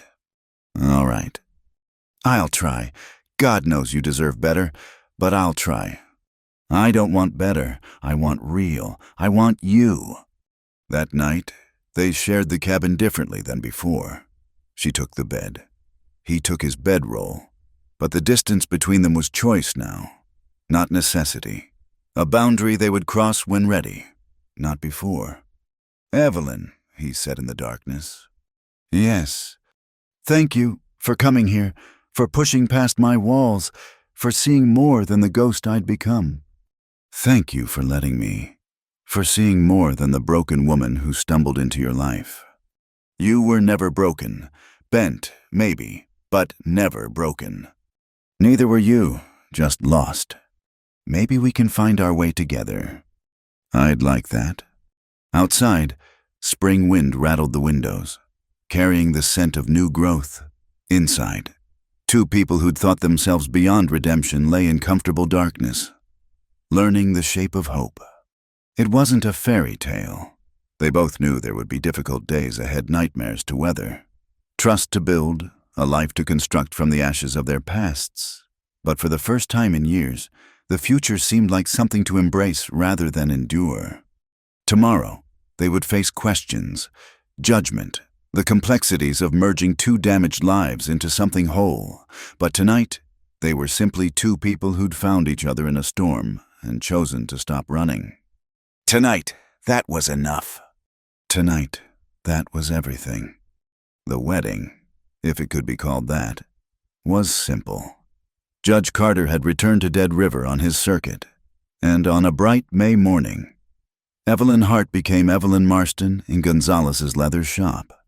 Surrounded by the scent of worked hide and honest labor, Mrs. Patterson stood witness, along with Gonzalez himself, while Mrs. Chen had sewn a simple dress of cream-colored cotton, refusing payment despite Evelyn's protests. "You give me work when others wouldn't," Mrs. Chen had said. "This is my gift." Cole wore his best shirt, which meant the one with the fewest patches, and looked uncomfortable, but determined. When Judge Carter asked if he took this woman as his wife, his "I do" was quiet but certain, like everything else about him. They'd decided against staying in Dead River. Too many memories, too many expectations. Instead, they'd pooled their savings, hers from the leather work, his from years of frugal living and purchased supplies for the journey west. "Where exactly are we going?" Mrs. Patterson asked at the small reception held at the boarding house. "Wyoming territory, near the Tetons," Cole replied. "Fellow I knew from the war wrote about land opening up there. Good soil, water rights included, place to start fresh. Place to disappear, more like." Mrs. Newcomb sniffed, but she'd brought a cake anyway. Sheriff Coleman shook Cole's hand. "You ever need anything, you write. This badge might not mean much outside Dead River, but I've got friends scattered across the territories." "Appreciated," Cole said. Gonzalez pulled Evelyn aside, pressing a leather-wrapped package into her hands. "For your new home," he said. When she opened it later, she found a complete set of leatherworking tools, the good ones he kept locked in his shop. "So you don't forget what you learned." His note read. They left the next morning, wagon loaded with everything they owned, which wasn't much, but it was theirs. The townspeople gathered to see them off, even some who'd been suspicious at first. Dead River had become home in a way Boston never was, and leaving felt like another kind of breaking free. "Ready?" Cole asked as he helped her onto the wagon seat. "Yes," she said, and meant it. The journey took 3 weeks, following trails Cole had learned about from other veterans seeking new lives in the territories. They camped under stars so brilliant they hurt to look at, cooked over fires that pushed back the enormous darkness, and slowly learned the rhythms of being married. It wasn't always easy. Cole still woke from nightmares, thrashing and calling out names of dead men. Evelyn still flinched sometimes when he moved too quickly. Thomas's ghost not quite exorcised, but they were patient with each other, understanding that healing wasn't a destination but a journey taken one day at a time. "Tell me about Benjamin," she said one night as they camped by a stream in southern Wyoming. Cole was quiet so long she thought he wouldn't answer. Then, he had red hair, bright red, like fire. Used to joke that it made him an easy target, so he might as well be brave. His voice was steady, but she could hear the pain beneath. He wanted to be a teacher after the war, had this idea about starting a school for freed slaves, teaching them to read and write. "He sounds wonderful." He was 16 years old and already better than most men twice his age. Cole poked at the fire with a stick. I sometimes wonder what he would have become, what all of them would have become. Their dreams didn't die with them. Evelyn said softly, "You're carrying them forward. This new life we're building, it's partly for them too. Isn't it?" He looked at her with wonder. "How do you do that, see things I don't even realize I'm feeling?" "Same way you see past my proper Eastern manners to the woman underneath. We recognize each other." They reached their destination on a day when the mountains stood sharp against a sky so blue it looked painted. The land Cole's friend had written about was everything promised: 160 acres of grass and timber, with a creek running through it and views that made Evelyn's breath catch. "It's perfect," she breathed. "It's hard work is what it is," Cole said, but he was smiling. "Need to build a cabin before winter, get a garden started. Maybe run some cattle eventually. Then we'd better get started." They lived in the wagon while Cole built their home, and Evelyn discovered muscles she didn't know she had. She learned to mix mortar, carry lumber, and steady logs while Cole notched them. Her hands, once soft and white, became brown and calloused.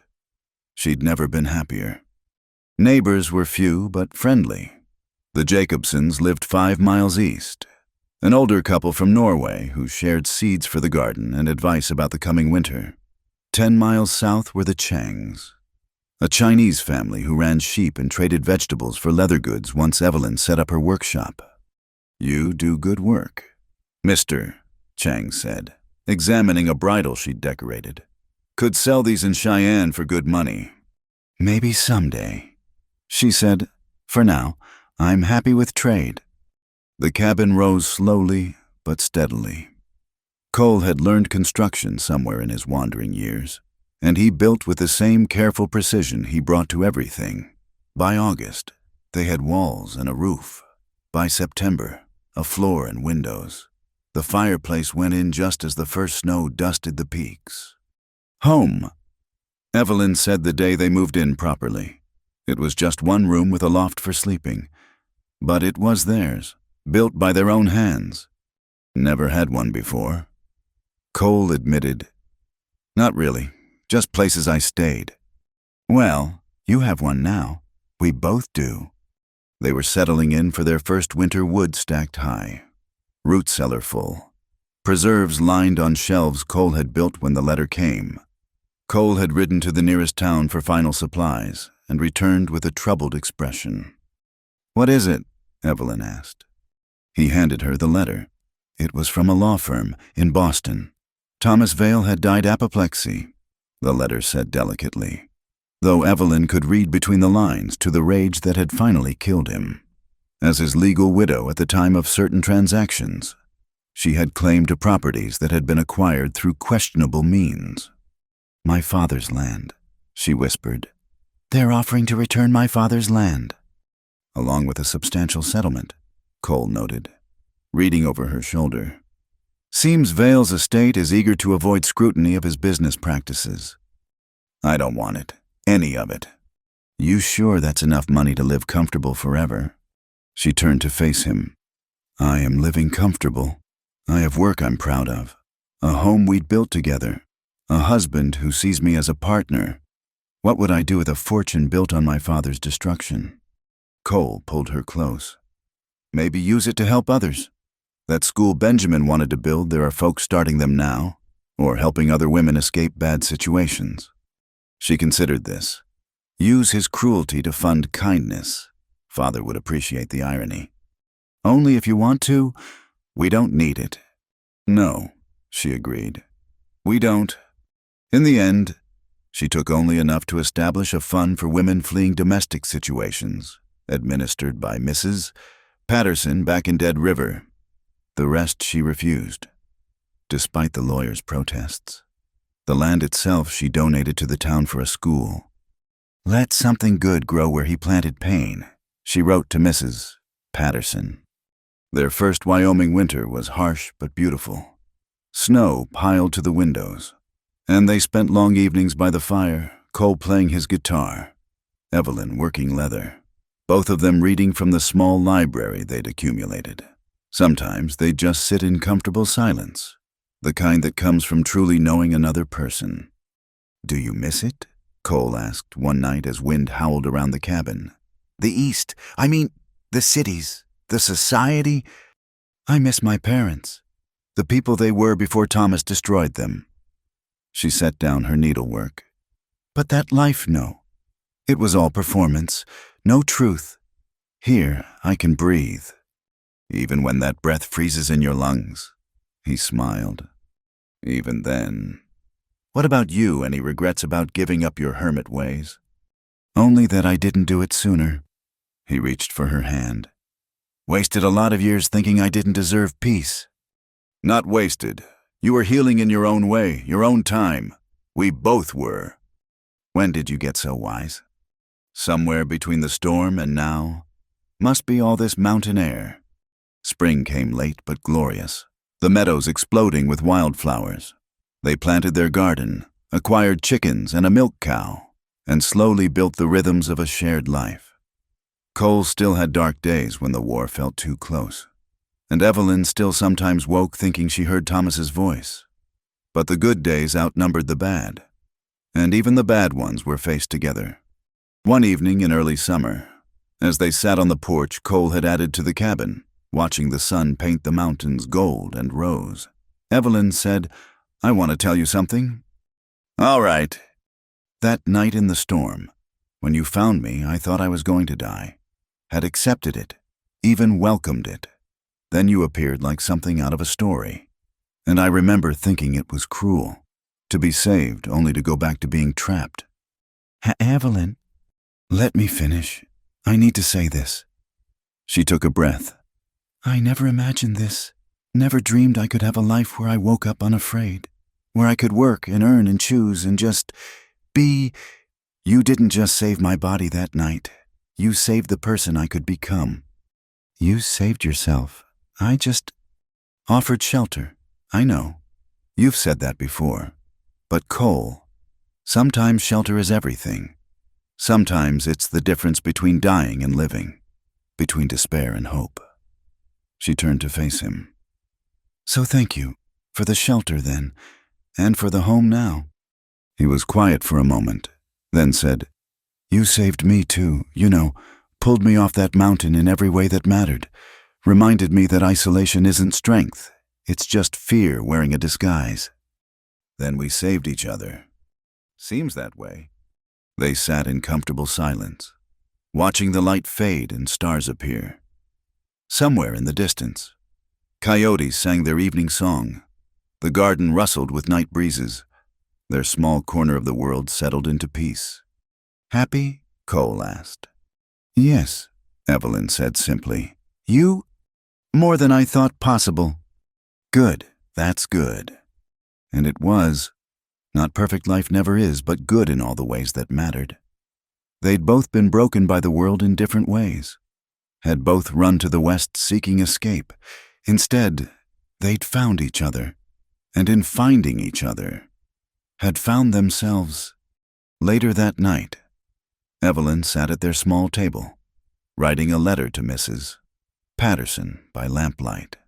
"The West doesn't change people," she wrote, remembering words she'd thought before.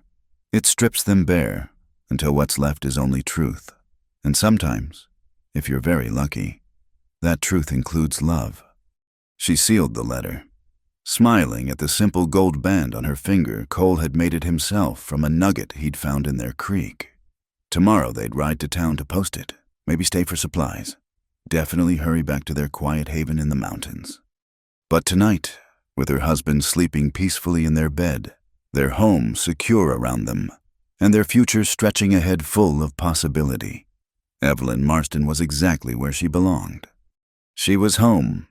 She was free. She was loved. And that, truly, was everything. Thank you so much for listening to this story. I'd love to hear where you're listening from. Please share in the comments below so we can connect and discuss your thoughts about Cole and Evelyn's journey. If you enjoyed this tale from the American frontier, please subscribe to Wild West Night, give this video a like, and hit the hype button to help more listeners discover these stories of love, redemption, and the courage to start again. Your support means everything, and I can't wait to share more tales of the Old West with you.